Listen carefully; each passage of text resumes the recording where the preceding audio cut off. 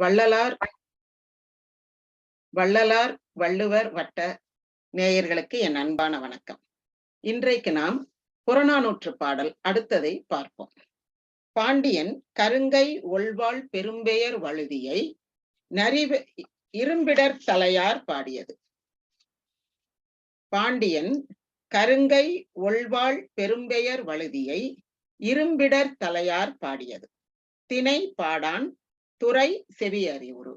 செவி அறிவுறு என்றால் ஒருவருக்கு அறிவுரை கூறுவதாகும்.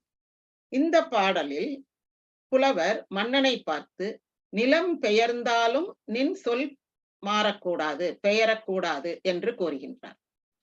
இப்பொழுது நிலம் பெயர்ந்தாலும் என்றால் என்ன பொருள்? ஏன் அப்படி சொல்றாங்க? இப்ப கிழக்கே உதிக்கும் சூரியன் மேற்கே உதித்தாலும் அப்படி சொல்றாங்க. அதே மாதிரி நிலம் பெயர்ந்தாலும் மலை பெயர்ந்தாலும் அப்படின்னு. ஏன்னா ஒரு காலத்துல நம்முடைய தமிழ்நாடு அல்லது தென்பகுதி, உலகத்தின் தென்பகுதி மிகப்பெரிய நிலப்பகுதியாக இருந்தது. அதைத்தான் குமரி கண்டம் என்று அழைக்கின்றோம். அப்போ கடல்கோள் 3 கடல்கோள் ஏற்பட்டதாக அறிகின்றோம். இந்த கடல்கோள் ஏற்படும் போது என்ன நடந்ததுன்னா, நிலம் மாறிவிட்டது. நிலம் எப்படி மாறும்? நிலம் எப்படி இடம் பெயரும் அப்படின்னா, இப்ப கடல் சூழ்ந்த உலகம்னு நம்ம படிச்சிருக்கோம். நிலம் இங்க இருந்து இன்னொரு இடத்துக்கு போகுதுன்னா அந்த இடத்துல என்ன வரும்? கடல் தான் இருக்கும். அது மாதிரி புதிதாக தோன்றிய நிலம் எதுனா, நம்ம இந்து மாக்கடல்னு சொல்றோம்ல, அந்த குமரி கன்னியாகுமரிக்கு அருகே இருக்கக்கூடியது இந்து மாக்கடல். அந்த கடல் பகுதி அதற்கு முன்பு எங்கிருந்தது என்றால் வட இந்தியாவில் கடல் பகுதி இருந்தது. இமயமலையெல்லாம் கடலுக்குள் மூழ்கி இருந்ததனால் அதன் பிறகு நிலம் இங்கு இருக்கக்கூடிய கடல் அங்கு பெயர்ந்து விட்டது என்று பார்க்கிறோம். இதை எப்படி கண்டுபிடிக்கிறாங்க அப்படின்னா, இமயமலையில ஃபாசில்ஸ்ன்னு சொல்லுவோம்ல, பதிவுகள், அந்த கடல் விலங்குகளுடைய பதிவுகள் இமயமலையினுடைய அந்த பாறைகளில் காணப்படுகின்றன. அதை வைத்து இமயமலை கடலுக்கு உள் இருந்தது, அந்த நிலப்பகுதி கடலுக்குள் இருந்தது. கடல் நீரானது சுற்றி குமரி பக்கமாக வளைத்து கொண்டது. அங்கிருந்த நிலம் கடலுக்குள் மூழ்கிவிட்டது. இங்கிருந்த கடல் வெளியே, கடல் மறைந்து நிலம் வெளியே வந்துவிட்டது. அப்போ கடல் நீர் தென்பகுதி நோக்கி வந்துவிட்டது. அந்த கடல் நீர் இருந்த இடத்தில் நிலம் வந்துவிட்டது. அதனால நிலம் பெயர்ந்தாலும், ஒரு இடத்துல இருக்கிற நிலம் இன்னொரு இடத்துல பெயர்ந்த மாதிரி தோணும். எப்படி? அங்க இருக்கக்கூடிய கடல் நீர் இன்னொரு திசைக்கு வந்துவிட்டால். இந்த ஒரு முன் அறிவு கொண்டுதான் இந்த பாடல்ல நிலம் பெயர்ந்தாலும் அப்படின்றாங்க. அப்போ இந்த தென்பகுதி என்று சொல்லக்கூடியது ஆப்பிரிக்காவில் இருந்து தென்கிழக்கு ஆசிய தீவுகள் வரை ஒரு மிகப்பெரிய நிலப்பகுதியாக இருந்தது. அது கடல்கோள் காரணமாக கடல் உள்ளே அந்த நிலப்பகுதியை ஊடறுத்து சென்றதனால் ஆப்பிரிக்காவுக்கும் இப்போ இருக்கக்கூடிய தென்னிந்தியாவுக்கும் இடையில் ஒரு கடல் பகுதி தோன்றிவிட்டது. அதன் பிறகு தென்னிந்தியாவுக்கும் தென்கிழக்கு ஆசிய தீவுகளுக்கும் இடையே கடல் உள்ளே புகுந்து, அந்த நிலத்துக்குள் கடல் புகுந்து ஊடறுத்து சென்று விட்டது. அந்த நிலத்தை ஊடறுத்து கடல் சென்று விட்டதாக அறிகிறோம். எனவே நிலம் பெயர்ந்தாலும் என்பது எப்படி அப்படின்னு கேட்டா, இந்த மாதிரி அவங்களுக்கு, தமிழர்களுக்கு ஒரு முன் அனுபவம், முன் அறிவு அது குறித்து இருந்திருக்கிறது. இனி நாம் நேரடியாக பாடலுக்குள் போவோம். உவவு மதி உருவில் ஓங்கல் வெண்குடை நிலவு கடல் வரைப்பின் மண்ணகம் நிழற்ற. நான் பொருள் கொண்ட வரிகளை சுருக்கமாக வாசித்து பொருள் சொல்கிறேன். உவவு மதி உருவில், உவா என்றால் முழு நிலா என்று பொருள். உவவு மதி முழு நிலா உருவில் ஓங்கல் வெண்குடை, ஓங்கி நிற்கும் வெண்குடை என்றால் வெண்கொற்ற குடையின், அந்த குடையின் நிழல், அதாவது இந்த மன்னன் செங்கோல் ஆட்சி செய்கின்றவன், அவனுடைய வெண்கொற்ற குடையின் நிழல் என்பது அவன் கீழ் வாழ்கின்ற மக்களுக்கு தன் நிழல் தரக்கூடியது. அந்த நிழல் எப்படி இருக்குன்னா, நிலவு கடல் வரைப்பின் மண்ணகம் நிழற்ற. இந்த நிலவு உதிக்கின்ற கடலை வரப்பு தன்னுடைய சுற்றி எல்லையாக கொண்ட மண்ணகம் முழுக்க நிழல், வெண்கொற்ற குடையின் நிழல். அப்போ நிலவு கடல் வரைப்பின், நிலவு உதிக்கின்ற கடலை தன் வரைப்பாக தன் எல்லையாக கொண்ட மண்ணகம் முழுக்க நிழற்ற. இந்த மண்ணகத்தில் பாண்டியனின் வெண்கொற்ற குடை நிழல் தர, பாண்டியனின் ஆட்சி சிறப்பாக விளங்க. ஏம முரசம் இழுமென முழங்க. ஏம முரசம் என்றால் காவல் முரசு. அந்த காலத்துல மன்னர்களுக்கு காவல் மரம், காவல் முரசு இப்படி எல்லாம் சில வரைமுறைகள் இருந்தன.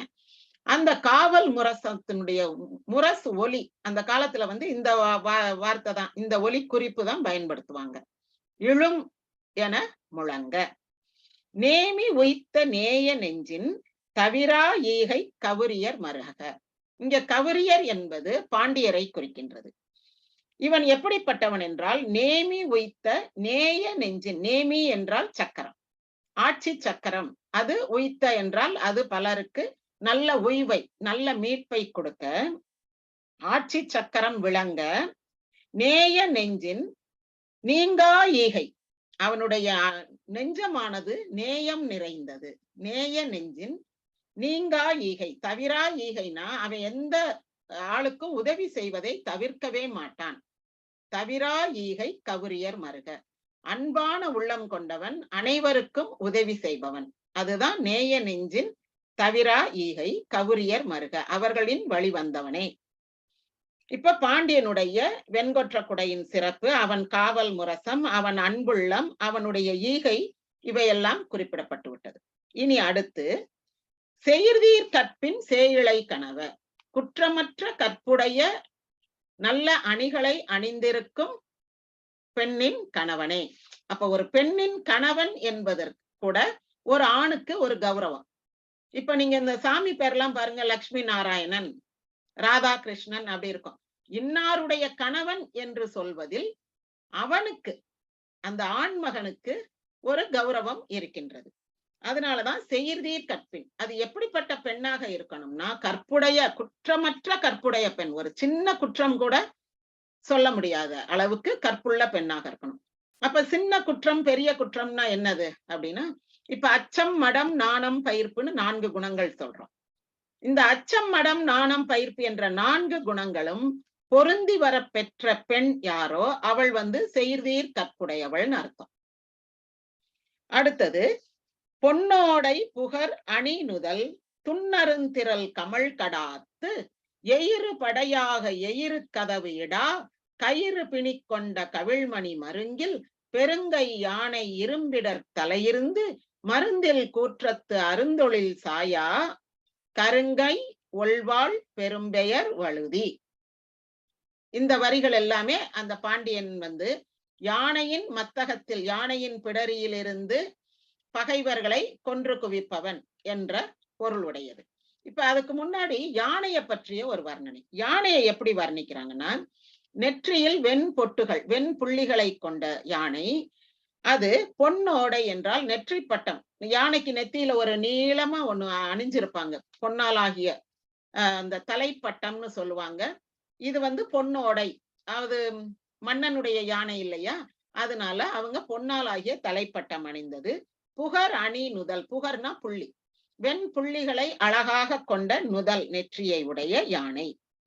அடுத்தது அந்த யானையை பற்றி என்னன்னா, துன்னருந்திரல் கமல் கடாத்து.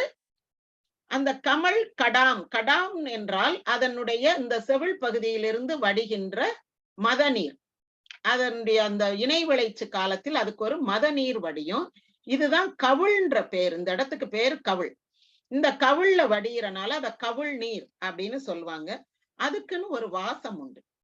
இந்த சேலை கட்டும் பெண்ணுக்கு ஒரு வாசம் உண்டுன்னு சொல்றாங்கல்ல, அந்த மாதிரி இந்த இணை விளைச்சு காலத்தில் யானையினுடைய கவிழ் நீருக்கு வாசம் உண்டு. அங்கு வண்டுகள் எல்லாம் மொய்க்கும்னு சொல்லுவாங்க. இப்ப பூவுக்குத்தான் வண்டு வரும், அந்த மாதிரி ஒரு பூவாசம் இருக்கும் போல. ஆக துன்னரும் திரள்னா அதன் கிட்டவே அணுக முடியாது. துண்ண அப்படின்னா அருகில், அந்த துண்ணுவதற்கு, அதன் அருகில் செல்வதற்கு அருமையான மிக அரிதான திரள் உடைய திறம்பெற்ற அந்த யானைக்கு கமல் கடாத்து, கமழ்கின்ற கவிழ் நீர். இப்ப மதுரை பகுதியில கவுச்சின்னு ஒரு வார்த்தை சொல்லுவாங்க. நான் வெஜிடேரியன் ஃபுட் அப்படின்னா கவுச்சி. கவிழ்ச்சினா என்னன்னா அது வந்து பெயர் சொல். கவிழ் என்பதனுடைய பெயர் சொல் வடிவம் கவிழ்ச்சி. இப்ப அந்த கவிழ்ச்சி அப்படின்றது வந்து ஒரு துர்வாடை, அந்த மாதிரி ஒரு வாடைக்கு தான் வந்து கவிழ்ச்சி அப்படின்றதும் பயன்படுத்துவாங்க. கவிச்சி அடிக்குதுன்னு சொன்னா ஒரு நாத்தம் அடிக்குது, ஒரு கெட்ட வாடை அடிக்குதுன்னு அர்த்தம். இன்னைக்கு உங்க வீட்டுல கவிச்சியான்னு கேட்டா இன்னைக்கு உங்க வீட்டுல நான் வெஜிடேரியனா மட்டனா அப்படின்னு அர்த்தம். ஆக இந்த கவிழ் என்பது பின்னாடி வந்து இப்படி பொருள் மாறி இருக்குது. இந்த பாடல் புறநானூற்று பாடல் எழுதப்பட்ட காலத்துல அந்த கவிழ் என்பது யானையினுடைய மதநீர், வாசனை மிக்க மதநீர். அதான் கமழ் கடாம், வாசனை கமழ்கின்ற மதநீர் கொண்ட அந்த யானை என்ன செய்திருக்குன்னு பாருங்க. எயிறு படையாக எயிற்கதவு இடா. இந்த இடத்துல இந்த எயிறு எயில் அப்படின்னு வர்றது வந்து ஒரு பாடல் நயத்துக்கும் வருது. அதே நேரத்துல அதனுடைய பொருள் என்னன்னா, எயிறு என்றால் பல். யானைக்கு படையாக, படைக்கலமாக, ஆயுதமாக விளங்கும் பல் எது? தந்தம். அப்ப எயிறு படையாக என்றால் யானை ஆயுதமாக தன்னுடைய தந்தத்தை கொண்டிருக்கும். எயில் கதவு இடா அப்படின்னா இங்க எயில் என்பது கோட்டை. கோட்டையினுடைய கதவை இடிக்கும். எதை கொண்டு?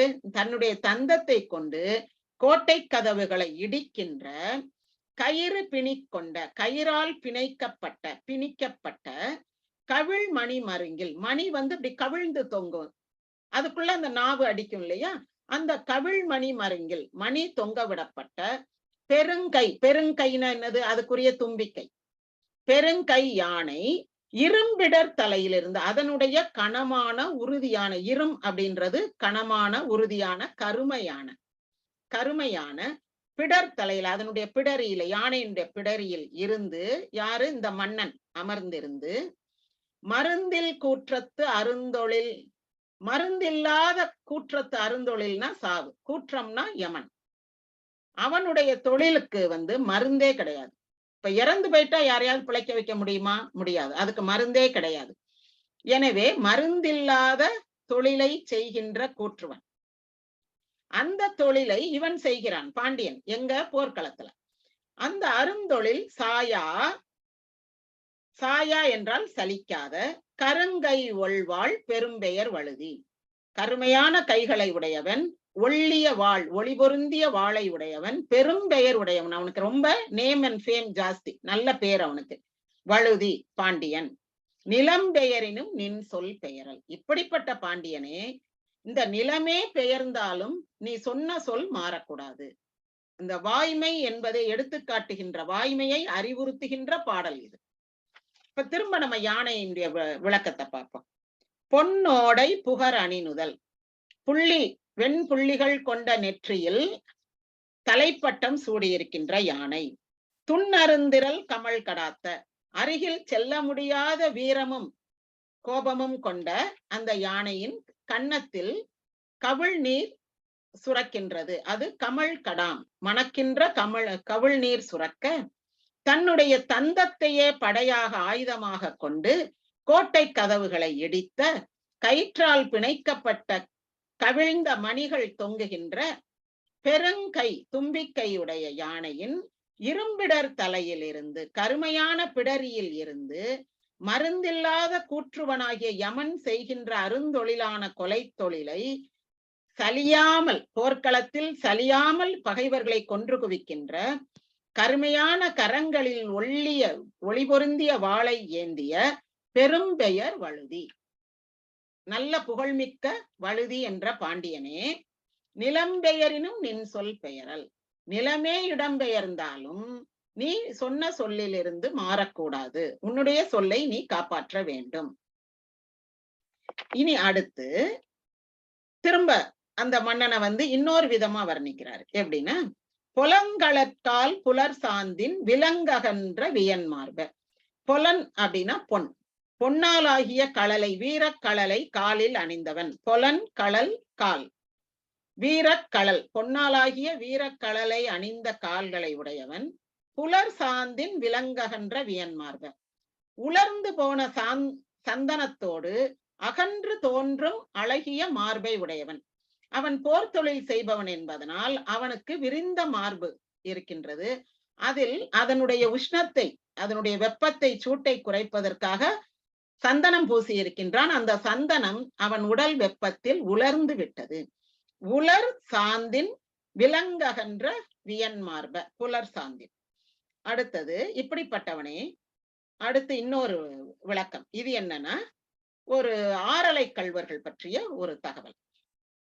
அந்த பாதை, அந்த கடுமையான பாதையை வர்ணிக்கிறாங்க. ஊர் இல்ல உயவறிய, ஊர்களே இல்ல பக்கத்துல. நீர் இல்ல நீளிடைய, ரொம்ப தூரத்துக்கு தண்ணியே கண்ணுல தென்படல, தண்ணியே கிடைக்கல. ஊர் இல்ல உயவறிய, நீர் இல்ல நீளிடைய, பார்வல் இருக்கை கவிகண் நோக்கில். அந்த பரந்த ஒரு காய்ந்த பூமியில கவி கண் நோக்கில்னா இப்படி கைய வச்சு பாக்குறாங்க. அதுதான் கவிந்து, கையை கவித்து அதன் வழியாக கண்களால் நோக்குகின்ற. ஏன்னா வெயில் அதிகம், அப்ப ரொம்ப தூரத்துக்கு பார்க்கும்போது தெரியாது. அப்ப அப்படி கைய வச்சு அவங்க ரொம்ப தூரத்துல யாராவது ஜன நடமாட்டம் இருக்கா, யாராவது வர்றாங்களான்னு பாக்குறாங்க. ஆள் நடமாட்டமே இல்ல, ஊர்களே இல்ல, தண்ணியே இல்ல. அப்படிப்பட்ட ஒரு பாதையில் செந்தொடை பிழையா வன்கண் ஆடவர் அம்பு விட வீழ்ந்தோர் வம்ப பதுக்கை. செந்தொடை பிழையா வன்கண் ஆடவர் அப்படின்னா தன்னுடைய இலக்கு தவறாமல் அம்பெய்கின்ற வலிமை மிக்க ஆடவர்கள். இவர்கள் ஆறலை கள்வர்கள், அந்த பாதையில வர்றவங்கள அடிச்சு வழிப்பறி கொள்ளைக்காரர்கள். அம்பு விட வீழ்ந்தோர், இவர்கள் அம்பு எய்யவும் இவர்களுடைய அம்பு பட்டு வீழ்ந்தவர்கள் வம்ப பதுக்கை, அவங்கள புதைச்சிட்டு அந்த இடத்துல ஒரு கல்லை வச்சிருவாங்க. அதுதான் பதுக்கைன்றது. வம்ப பதுக்கை, புதிதாக கற்கள் அங்க வைக்கப்பட்டிருக்குது. அவங்கள கொன்னு அவங்கள புதைச்சிட்டு அவங்ககிட்ட இருக்கிற பொருள், நகை இதெல்லாம் எடுத்துட்டு அவங்களுக்கு அங்க ஒரு கல் வச்சு விட்டுருவாங்க. திருந்து சிறை, அந்த இடத்துல இந்த கற்களாக இருக்கக்கூடிய, இறந்தவர்களை புதைத்த கற்களாக இருக்கக்கூடிய அந்த இடத்தில் திருந்து சிறை வளைவாய் பருந்திருந்து உயவும் உண்ண மரத்த துண்ணரும் கவலை. திருந்திய சிறகுகளை கொண்ட, வளைந்த வாயை கொண்ட, வளைவாய் பருந்து இருந்து உயவும். அந்த பருந்துக்கும் இவங்க யாரையாவது கொண்டு போட்டாதான் கொஞ்சம் இற கிடைக்கும், இல்லைன்னா அது இருந்து கூவிக்கிட்டு இருக்கும். அதுக்கும் உணவு கிடையாது. அந்த உண்ண மரம்ன்றது இப்ப நம்ம ஊர்ல எங்கேயும் காணோம் இல்ல, ஆனா முன்னாடி இருந்திருக்கு. அது வேர்பிடிப்பு இல்லாத மரம். அந்த மரம் அந்த வேர்பிடிப்பு இல்லாத மரம் நல்லா பூத்து குலுங்குச்சுன்னா இந்த நாட்டுக்கே நன்மையா. ஏன்னா பெரிய மழை, நல்ல மழை பெஞ்சாதான் அது கொஞ்சம் வேர் பிடிச்சு பூத்து காய்க்கும்.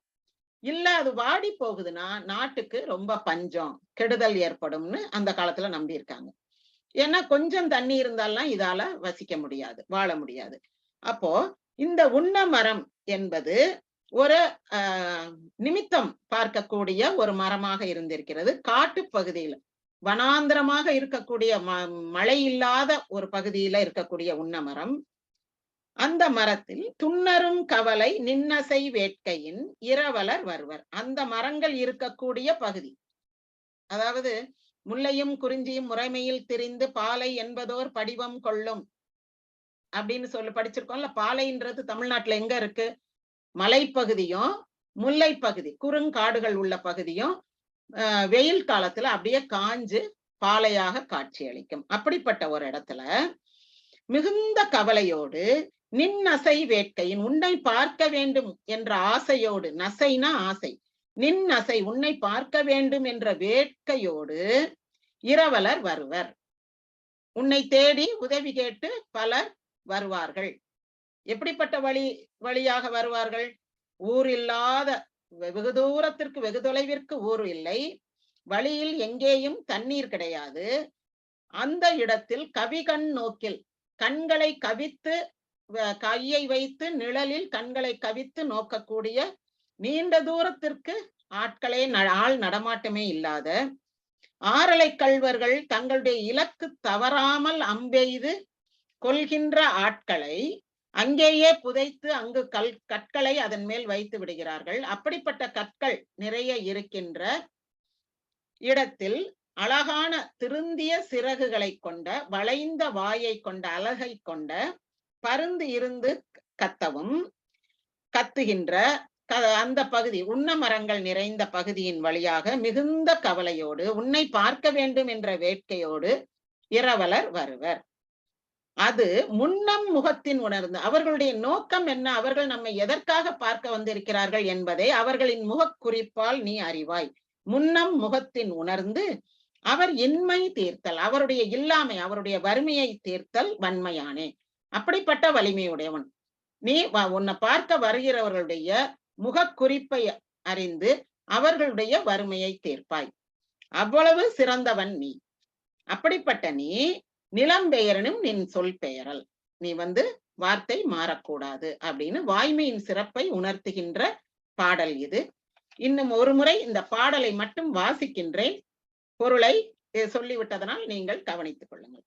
உவவுமதி உருவில் ஓங்கல் வெண்குடை நிலவுக்கடல் வரைப்பின் மண்ணகம் நிழற்ற ஏம முரசம் எழுமென முழங்க நேமி உய்த்த நேய நெஞ்சின் தவிரா ஈகை கவுரியர் மருக செய்தீர் கற்பின் சேயிழை கனவ பொன்னோடை புகர் அணி நுதல் துன்னருந்திரல் கமிழ் கடாத்து எயிறு படையாக எயிற்கதவு இடா கயிறு பிணிக்கொண்ட கவிழ் மணி மருங்கில் பெருங்கை யானை இரும்பிடர் தலையிருந்து மருந்தில் கூற்றத்து அருந்தொழில் சாயா கருங்கை ஒள்வாள் பெரும்பெயர் வழுதி நிலம் பெயரினும் நின் சொற்பெயரல் பொலங்களற்கால் புலர் சாந்தின் விலங்ககன்ற வியன்மார்ப ஊர் இல்ல உயவரிய நீர் இல்ல நீள் இடைய பார்வல் இருக்கை கவி கண் நோக்கின் செந்தொடை பிழையா வன்கண் ஆடவர் அம்புவிட வீழ்ந்ததோர் வம்பப் பதுக்கை திருந்து சிறை வளைவாய் பருந்திருந்து உயவும் உண்ண மரத்த துன்னருங்கவலை நின்னசை வேட்கையின் இரவலர் வருவர் அது முன்னம் முகத்தின் உணர்ந்து அவர் இன்மை தீர்த்தல் வன்மையானே. இந்த மூன்றாம் பாடல், புறநானூற்றின் மூன்றாம் பாடல் எதுகை மோனைக்கு ரொம்ப சிறப்பாக குறிப்பிட்டு சொல்லத்தக்க பாடல். நீங்க நிறைய வரிகள்ல பாருங்க, பெருங்கை இரும்பிடர் மருந்தில் அருந்தொழில் கருங்கை பெரும்பெயர். அதற்கு பிறகு மோனை சுவை. முதல் எழுத்து ஒன்றி வர தொடுப்பது மோனை, இரண்டாவது எழுத்து ஒன்றி வந்தால் எதுகை. இப்ப முதல் எழுத்துன்னு பாருங்க, நிலம் பெயரினும் நின் சொல் பெயரல் எயிறு படையாக எயிற்கதவிடா. அந்த மாதிரி முதல் எழுத்து சேர்ந்து வருவது, ஒரே மாதிரி வருவது, ஏனா ஏ அப்படி. இரண்டாவது எழுத்து ரூனா ரூ, அந்த மாதிரி பெருங்கை இரும்பிடர் மருந்தில் அருந்தொழில், இதெல்லாம் ரூ ரூ வருது பாருங்க இரண்டாவது எழுத்து. இந்த மாதிரி ஒரு எதுகை மோனை சுவையுடன் அமைந்த மிகச் சிறப்பான பாடல். மன்னனுடைய வீரம், பெண்ணின் கற்பு, அவனுடைய கொடை, மக்கள் இல்லாதவர்கள் இருப்பவர்களை நாடி வருவது, இது போன்ற பல தகவல்களை நமக்கு தரக்கூடிய பாடல். புறநானூற்றில் அமைந்துள்ள மூன்றாம் பாடல். பாண்டியன் கருங்கை ஒள்வாள் பெரும்பெயர் வழுதி. அவனுடைய இயற்பெயர் என்னவென்று தெரியவில்லை. இந்த பாடலில் இருந்த அவனை பற்றிய ஒரு வரியை எடுத்து அவனுக்கு பெயராக சூட்டி இருக்கிறார்கள். பாடியவர் இரும்பிடர் தலையார், திணை பாடான், துறை செவி அறிவுறு வாழ்த்தியல். நன்றி, வணக்கம்.